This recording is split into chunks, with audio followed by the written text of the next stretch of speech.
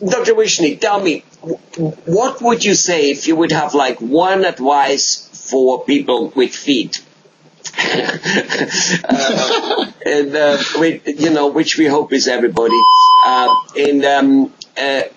Kind of what are some of the big mistakes they make in general? What if you could give them some advice of like how to take care of their feet so they don't potentially have some problems down the road? What do you think that would be? What are some of the biggest neglects as people make with our feet?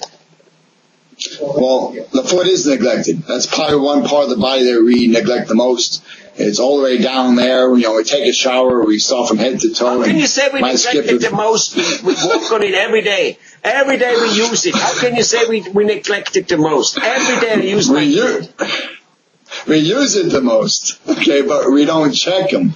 We don't look at them. We have dry skin. We're busy people. It's winter time here in New Jersey, not in California. I don't think you guys get winter, but the feet get dry and cracked, and people don't spend the time to moisturize them. They cut their nails wrong. They cut them in the corners, not straight across. Which is actually what you're supposed to do, is cut them straight across and follow them around. The biggest thing is also they wear improper shoes. About 85% of the time, most people are wearing the wrong size shoe. Now, I'm not just talking about women who want to get those high heels on, and they love the shoe, and it comes in a size 6 only, and they're like a size 8, and they're squeezing their feet right into their shoes. I'm talking about even men. They don't even know if the shoe fits properly. We go to a shoe store and the guy says, just put a pad in there. They're just trying to sell shoes. They don't care about the fit of the shoe on your foot. So, I'm going to talk about that. How do you know if the shoe fits? Well, if the shoe fits, wear it, of course. But, what you do is take your thumb. Okay. The width of your thumbnail should be the amount of space between the end of the longer toe. That could be your big toe, and that could be your second toe, because 50% of people have a longer second toe. So the width of your thumbnail between the end of the longest toe and the shoe, that's about half an inch, and that's how much space you need. And in addition, you should be able to spread your toes inside the shoe. So if you could do those two things, spread your toes and have the proper length, the shoe probably fits you no matter what it is. Because you could be a size 9 in one shoe, and the same in another brand, you could be 9.5. And even the same brand but different style, you could have a different size shoe. So that's the first thing, wearing proper shoes. Shoes. Now, shoes really, if you wear the same shoe all day long, it lasts you about 6 months. Running shoes last you about 300 miles. If you alternate your shoes, every year you have to get rid of them or resole them. In a nice dress shoe like I wear, you can resole them. And also want to make sure your uppers are healthy and they're not stretched out. So a proper shoe, proper size, fit, and a comfortable shoe is really, really important.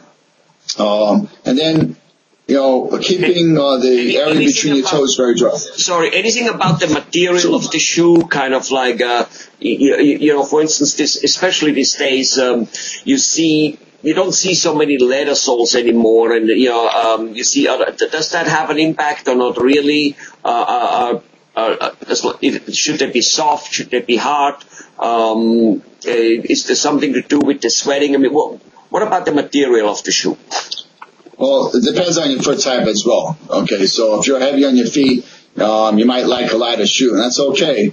Leather is a breathable leather is the best thing to have. So none of this plastic stuff or vinyl. It makes your feet sweat, and you get athlete's feet and toenail fungus. This sole of the shoe, they have all these Vibram soles, which are nice and comfortable and they're good. But they're out longer than a leather sole or a steel shine shoe. And that's fine. That's not a problem. But as long as the leather part is not being stretched out when you put the foot of the shoe on, and it's staying nice and sturdy, a nice sturdy leather upper, that would be a great type of shoe to have. Okay. And if you want to talk about women's shoes, now women, I am not against high heel shoes, believe it or not, but I am against wearing high heel shoes in the mall, okay, or going supermarket shopping, Okay, they have purposes. You know, you want to wear a nice shoe if you're going out somewhere, if you're having dinner, but you're not doing a lot of walking. Okay, but if you're on your feet a lot, you want a nice, comfortable walking shoe. So, no high heel shoes for waitresses. That's probably not a good idea. You know, about an inch and a half the most. In fact, me, I was brought up in Europe, and I was in the hotel business quite a bit. And actually, most waitresses there, there's a shoe. It wasn't the most gorgeous looking shoe. It wasn't super ugly, but you wouldn't want to wear it outside. I don't think any of the ladies would want to do that. But very, very comfortable waitress shoe. There was many hotels which insisted you wear that shoe, not because of a uniform, simply because they said, look, that's just, we think it's the best shoe to wear if you're all day long on the feet, and that's it. So there are obviously shoes for different professions made already, I suppose, right? And what you're saying is a high heel shoe is not made for going shopping. That's correct. That's correct. Good. Okay. Thank you very much. Thank you.